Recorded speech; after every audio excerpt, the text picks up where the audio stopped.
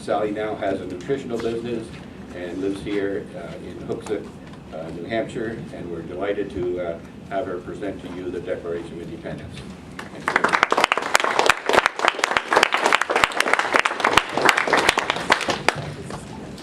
Hi, you all. Hello, you all. Can you hear me? Yes. Okay.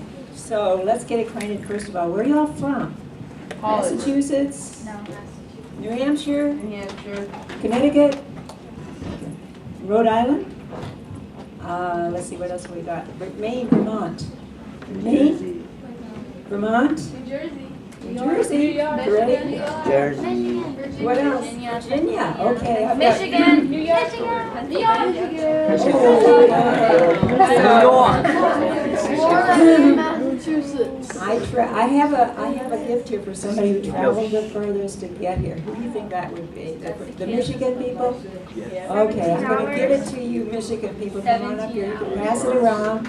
It's some songs, some patriotic songs, and then that's what it starts with. It ends with somebody going through the Bill of Rights. So that's for you. The second question I would ask you is, who's been giving you your teaching? Where have you been getting your learning? Homeschool? How many homeschoolers have you got? Oh, yay, right, yeah. I got a lot of homeschoolers in my family.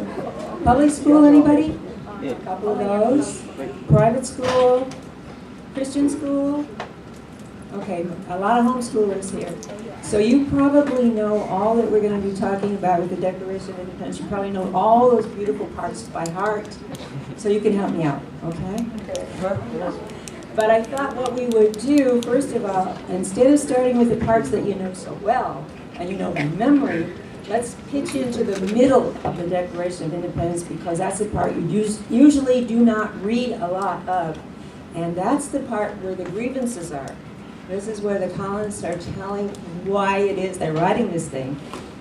What kind of grievances they have against good old jolly King George. How many grievances were there, do you know? Anybody know? 27. 27, you're right. Very good. And so we're going to talk about a few of those and see how they would relate to you. If it was your town and your state and a king from across the pond, as they say, suddenly said, I'm sorry, you can't have that legislature anymore. We're disbanding it. That's what King George did to some of them. Or he said, well, I'm sorry, the laws that you passed, we're not going to let you put those in force. We just don't like them. Or he said to his governors, which were the extension of his power in the colonies, he'd say, well, they passed those laws, but that's tough. I don't like them. We're not going to enforce them. Or we'll only enforce them when I get around to thinking about it or deciding that I want them, but the trouble was he never did get around to it. Some more of the grievances that things that he did to them that were really over the top were denying them the right of trial by jury. So what if you had a crime committed and you didn't have a right to a trial by jury, they just put you in prison. He also controlled the judges. He controlled how long they were appointed for, and he controlled their salaries. So how do you think those judges would respond when they had a case come before them? Who were they going to favor, the king or you? He took away, he interfered with some of their trade, the trades things. They had to make money and trade with different countries, and he interfered with that. Let's see, what else did he do? He set up standing armies, like in your town. He pulls his army into your town and he says, okay, and you take these soldiers into your house and you feed them and you provide for them. How would you like that? These were all things that people in the colonies were putting up with. And it wasn't just a few weeks or a few days. This was going on for years and years. The other thing he was doing that they complained about was stirring up Indians on the frontiers. This was not great if you didn't like to be scalped or have your house burned down, things like that. He was also hiring mercenaries, German mercenaries, for his colonial army, so that did not sit well with them. And there are more things, so you can read all 27 of them, but do take time to read those sometime. You can do that in this book. It's on the table. It's a wonderful book, and it gives you details on the grievances that they had against jolly old King George. He didn't seem to be listening. And as I said, this was going on for about 10 years, and they were saying to him, can we sit down and talk about this? can you modify this? Can we compromise on this? They were saying all the right things to him to try to, make these things right, but he wasn't listening. He was like, I would say today, we would say he was really full of himself, and he just became more arrogant and more of a bully, and the more they talked, the more nothing began to happen. So that was the reason, those were the reasons that are inside in the Declaration of Independence that you don't always get to all the time. Where do you think taxation came into that list? First, last, in the middle, where? Anybody guess? Last row? No, not quite last. It was like number 17 out of 27. So while you hear it all being about taxation, it really was a lot of other things that were going on there that were pretty ugly. And the problem was that he was not listening to anybody, and he was not about to change anything. He was like, what would we say today, doubling down. He was really making it worse and worse and worse. So that's how this declaration came to be. Now here's the next question. What came first, military action or the writing of the Declaration? Anybody know? Who's for military action? Did that come first? Writing of the Declaration, did that come first? It was military action. The colonists saw all these things happening, and they were getting a little upset. They had conventions and so forth, but they were going to have one more in Philadelphia, so they called for a second convention in Philadelphia, and people like Sam Adams, you've heard of him, and you've heard of John Hancock. He was a pretty big man in Massachusetts. They were on their way to that convention, and they were leaders in this movement. And so the British had orders to go to Lexington and get them, capture them. I don't know what they were going to do with them, maybe take them to England and put them on trial or whatever. But their orders were to go to Lexington and get Sam Adams and John Hancock, because Adams and Hancock were staying at the Hancock Park House. That's a mouthful. But John Hancock had a family house there in Lexington. You're going to Lexington maybe in a day or two, I think. I want you to go to the Hancock Park House if you can get there. If you can't, Google it. And then you can see it on Google, what it looks like. But I think there was a little romantic thing going on there too, because Hancock was a bachelor at this time, a very handsome bachelor. I think he was making this little stopover because of a romantic interest. But anyway, they were there. The British knew it because there were British sympathizers everywhere. They were giving them all this information, just as there were sympathizers on our side that were telling everybody that the British were coming to Lexington. The number one assignment was to get Samuel Adams and John Hancock. And their second assignment was then to go on to Concord and get some gun supplies, some guns and ammunition that were stored in Concord that they knew about. So here they come marching down. Oh, I'm sorry. This is the reason that Paul Revere made that famous ride. You remember the midnight ride of Paul Revere. Part of that reason was to swing by that Hancock Clark house and tell Sam Adams and John Hancock to get out of there and get out fast, and they did. So the British didn't know that. They didn't know they were gone, but they came marching down Massachusetts Avenue. You'll see that when you're there. And on the Battle Green in Lexington, they met up with some of our guys, the militia, the Minutemen. They just kind of faced off with each other. They weren't really intent on, firing at each other, but some shot was fired somehow. Nobody really knows who did it. People were killed on both sides, and we say that the war started. Lexington said the war started then.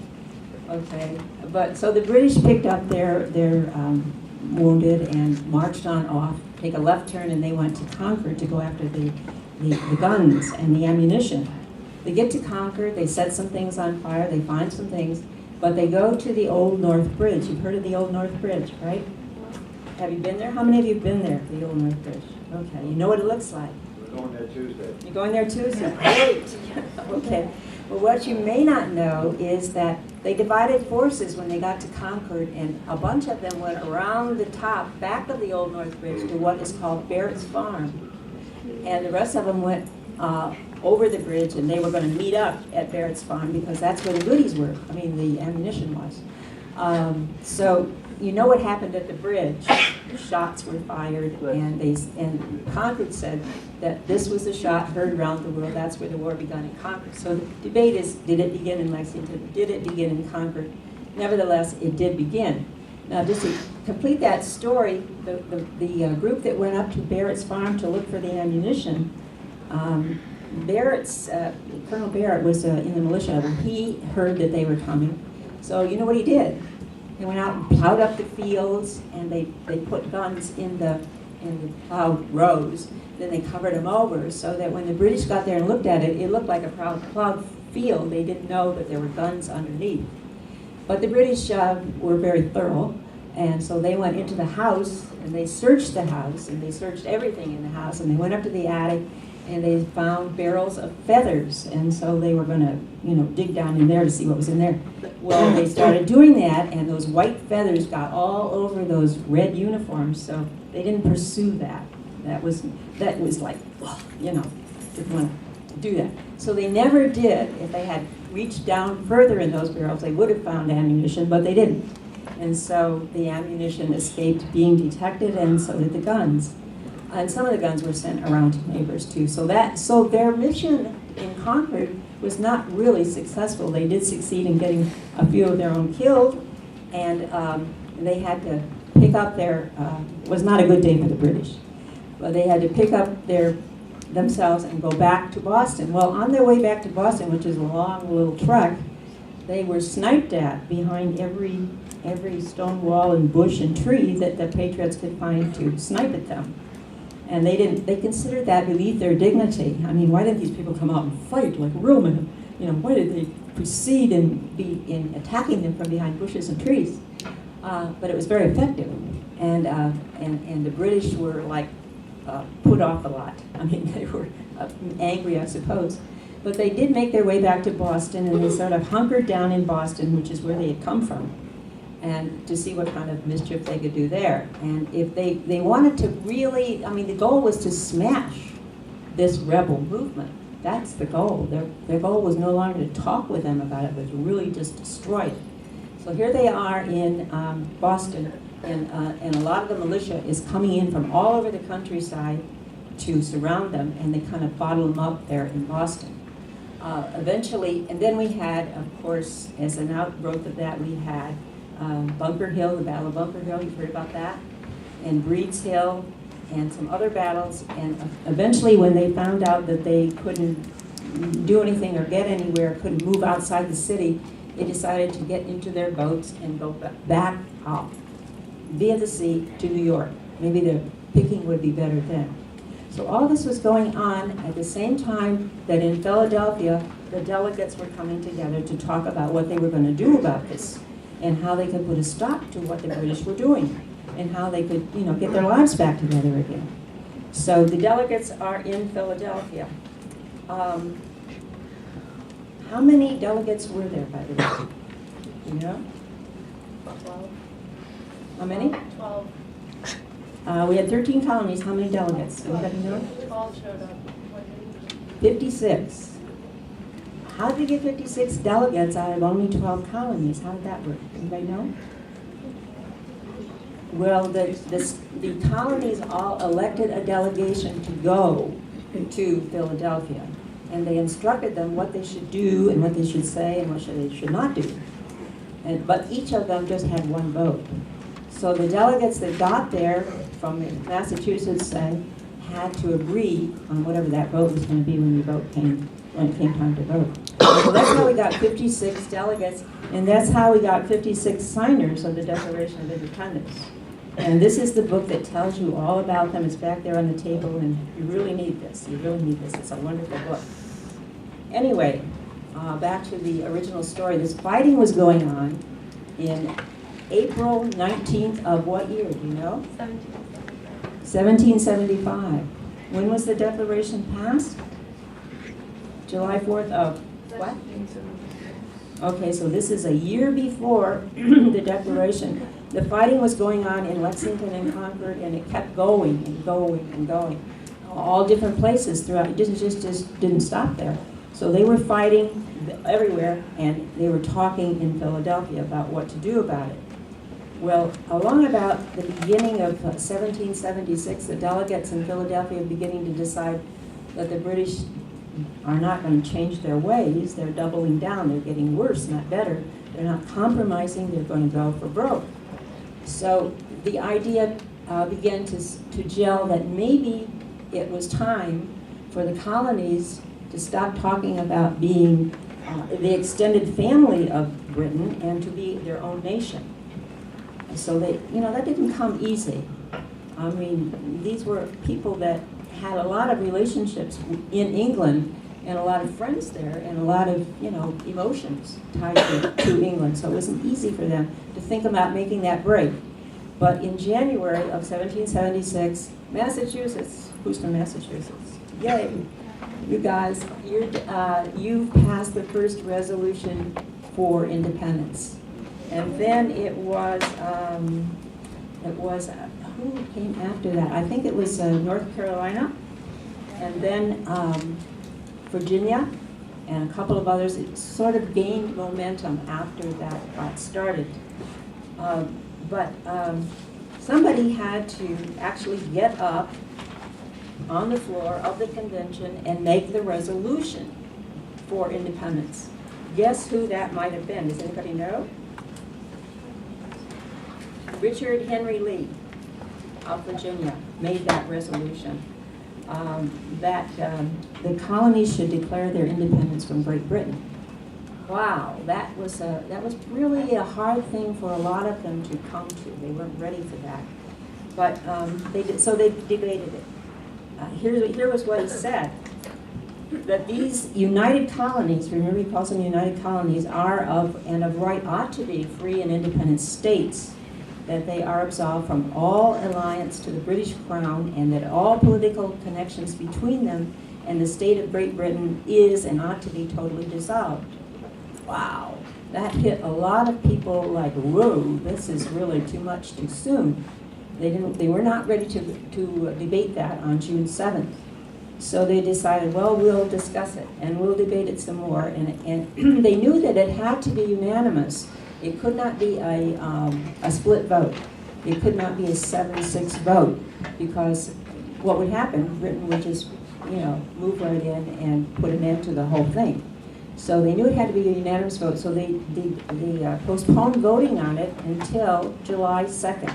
So from June 7th to July 2nd, they debated whether or not they wanted to break away from Great Britain. But to save time, in case they did decide they were going to do that, they appointed a committee of 5 men to write a Declaration of Independence. And those 5 men were who? Can you name one? How about Jefferson?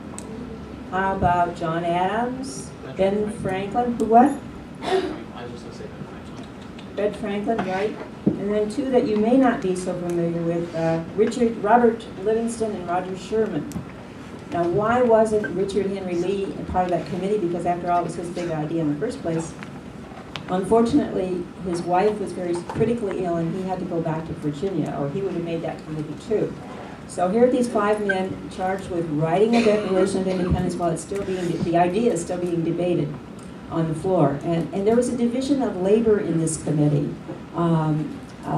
Frankly, Thomas Jefferson was not very good at speaking. I don't think he ever made a speech, many of them, but he was very good at words. He was a master of words. So his job was to do the writing. John Adams and Franklin were going to do the debating, and I suppose Roger Sherman and Robert Livingston were on the floor of that convention, talking to all the delegates, trying to persuade them, telling them why it was necessary and all those kinds of things. So there was a division of labor. Jefferson does the writing, the other fellows put legs under it and persuade delegates. And they all must have talked to him about what they wanted to put in it.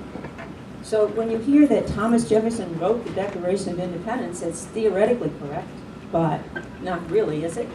Because he was just sort of the mouthpiece for it to do the writing. Anyway, the more they got to talking, discussing, thinking about it, the more they began to question the fact that a king, any man, could be powerful enough to do all this stuff and to tell you and me what to do and how to run our lives.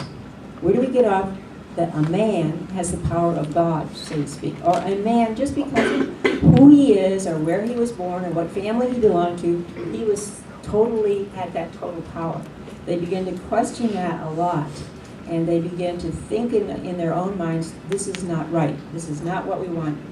And we want to say that we don't want to be ruled by a king anymore, that a king does not have divine rights, the divine rights of king. They questioned that. So they put that into the Declaration of Independence, and that's an important part of it. When in the course, if you know the three parts, say them with me. Wait a minute, let's say. They voted on it, they discussed it until July 2nd when the vote was taken. And still at that time, let me go back a little bit, still at that time, it wasn't unanimous. They were not sure about one state, one little state. You know who that was? Rhode Island, one little Rhode Island. Pennsylvania was coming around, New York was maybe, but Rhode Island was the sticky one. There were 3 delegates from Rhode Island. They all had to agree to say yes to the Declaration. And the only problem was the 2 of them that were in Philadelphia were divided. One said yes, one said no. And the deciding vote was back in Rhode Island. And he was attending to some things that had to be taken care of there. So they needed him, and they needed him in Philadelphia, PDQ. Well, he was 80 miles away. His name was Caesar Rodney, and he had a cancer that affected half of his face, and it caused him a tremendous lot of pain. So it was not easy for him to get on his horse and make that 80-mile-an-hour trip to Philadelphia. In fact, people had told him he should go to Europe to have his cancer treated, but he refused to go to Europe because he thought he was needed right here, right on the spot in Philadelphia. He wouldn't leave the colonies. But anyway, he did get on the horse, and he did head for Philadelphia. Lickety-split in a blinding thunderstorm. Now imagine yourself on horseback in a blinding thunderstorm. How exciting would that be, and how dangerous. But he never stopped except to change horses, and he did get to Philadelphia just in time, just before the vote, or no, before the vote was taken, before the John Hancock opened the session. So he comes in, he's dirty, he's tired, he doesn't have time to change clothes, he's still in his boots and his spurs. He takes his seat, and when the vote is called and Rhode Island is called, he gets up from his chair and he says this: "As I believe the voice of my constituents and of all sensible and honest men is in favor of independence, and my judgment is for independence, I vote for independence." So that was a pretty dramatic moment, and that sealed it. So they had 12 colonies voting for independence, and guess what New York did? Nothing. They didn't vote. Well, now the British were disappointed because they were counting on New York to vote on their side against independence, but New York just didn't vote. So we did have a unanimous decision, and the Declaration was passed on July 2nd. Okay, so now it's passed, the votes are in, and Thomas Jefferson and the committee bring forward the Declaration of Independence that Thomas Jefferson has been writing. And they start discussing that. And they discuss it for 2 days, from July 2nd to July 4th. They take it apart, paragraph by paragraph. And in this book, you can see some of the changes that they made. You can see what the original was, and then see what the changes that they made.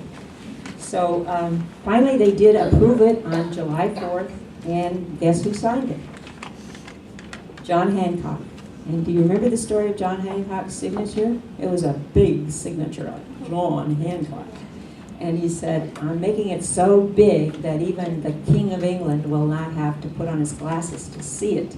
And he can double the amount of money he's put on my head." So he was pretty bold and defiant about that.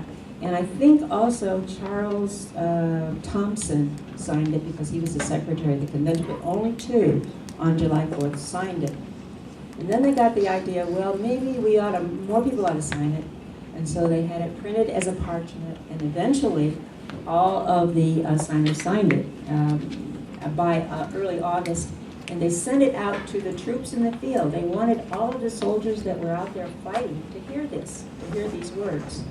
So we'll see how that played out a little bit later. But let's just talk about the three different parts to the Declaration. The first part is, you know those first words? If you do, say them with me. When, in the course of human events, it becomes necessary for one people to dissolve the political bands which have connected them with another, and to assume among the powers of the earth the separate and equal station to which the laws of nature and of nature's God entitle them. Nature's God. Wow, God is right there in the Declaration of Independence. Can you believe it? A decent respect to the opinions of mankind required that they should declare the causes that impel them to the separation. Stop for a minute. Why a decent respect? Why don't they just do it? I mean, who cares? Everywhere now, we shouldn't care what foreign nations think about us. We should just do it, do our thing. So why should they care what other nations think?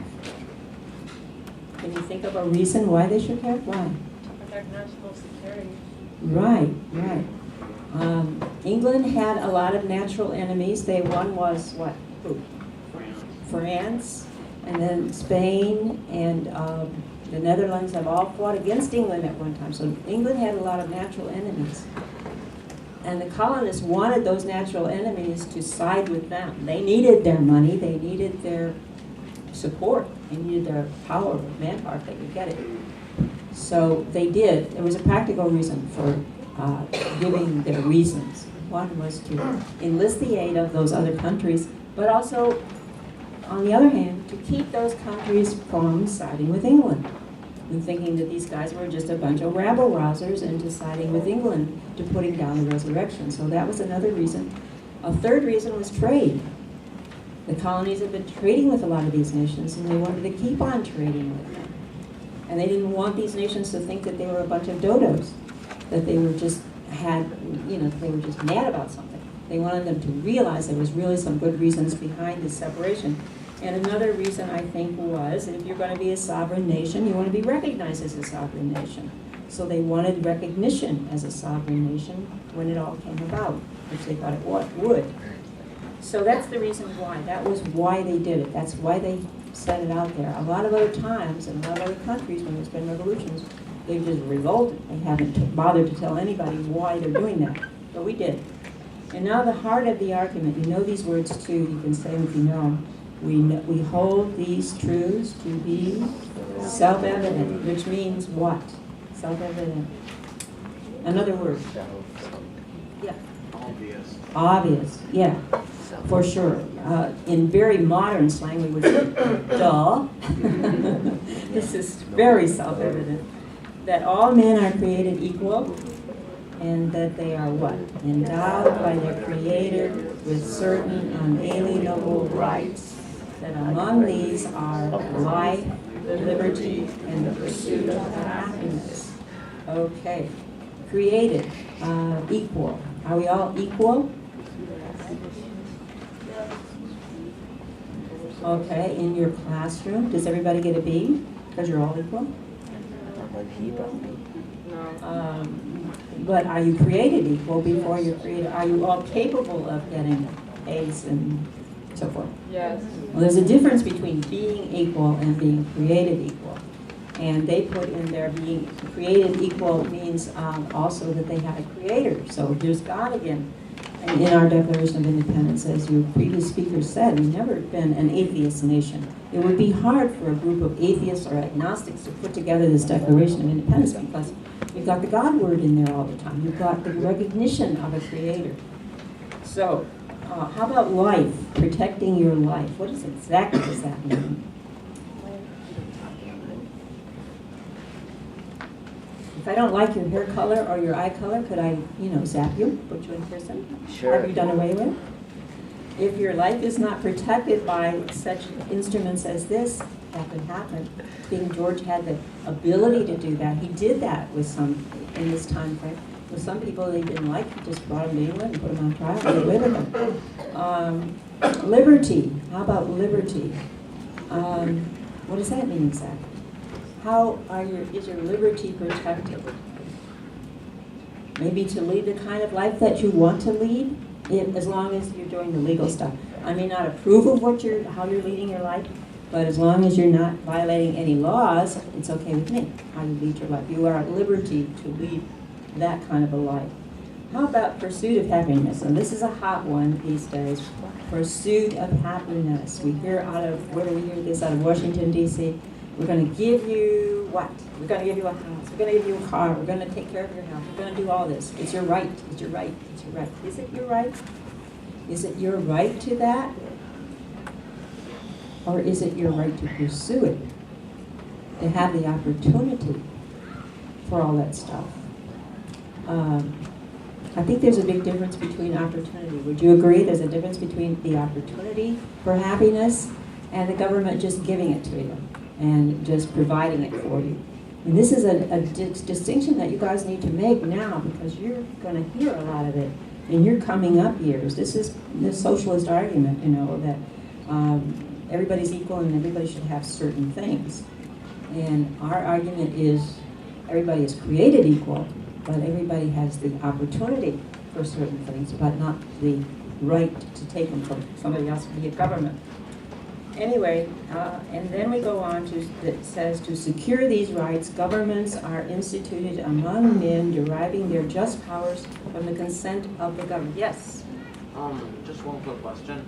Yes? With the pursuit of happiness thing, Yes? would you say that one part of that would be the difference between a helping hand from the government as opposed to a handout from the government? Yeah, you could say that. There's nothing wrong with a helping hand from anybody, private or government, perhaps. You can debate that. This is something that you kids are going to be debating in the next few years and through this election. As are you entitled to it, or is it nice to have? You're certainly not entitled to a handout, particularly. That's the point of it. But anyway, in saying this is why governments are there. They're there to referee and see everything gets done right and proper. But they also added this little thing that if the government becomes destructive, in other words, if it does all the wrong things like King George was doing, it becomes a bully, it becomes oppressive, it becomes arrogant, then we have the right to change that form of government, they said. But then they added a cute little PS into it. It said, but not just on a whim. There has to be a good reason. The governments they've been there for a long time should be protected. So the way they put it was, prudence dictates that governments long established should not be changed for light and transient reasons, not just on a whim, but the real reason. Then they listed all the reasons that we talked about, all the 27 of them. And in the middle, or sort of in the middle, is the taxation question. And at the end, then they made their Declaration of Independence, and they said that we declare that we are free and independent states, and we're absolved from all allegiance to the British Crown. And then they said, and as independent states, we now have the right to levy war, conduct peace, contract alliances, establish commerce, and do all the other acts and things which independent states may or may not do. They ended it with perhaps the most famous sentence in history. Repeat it with me if you know it. And for the support of this declaration, with a firm reliance on the protection of divine providence, once more, of bringing God into this, we mutually pledge to each other, say it with me, our lives, our fortunes, and our sacred honor. Pretty awesome stuff, wouldn't you say?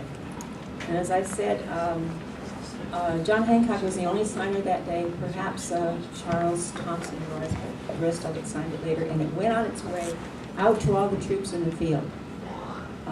In your packet where you have that story of the Declaration of Independence, you also have one that follows it called "They Signed for Us." What happened to these guys that pledged their lives and their fortunes and their sacred honor to this document? What happened to them? Do you know? If you read that second lesson which was one of my favorites to write and research. Here's a synopsis. Do you like my modern teleprompter? Nine of them were wounded or died of hardships. 5 of them were captured, brutally treated. Many of their wives and children were killed or jailed or mistreated or left penniless. Houses of 12 of these men were burned to the ground. 17 of them lost everything they owned. 1 was driven from his wife's deathbed.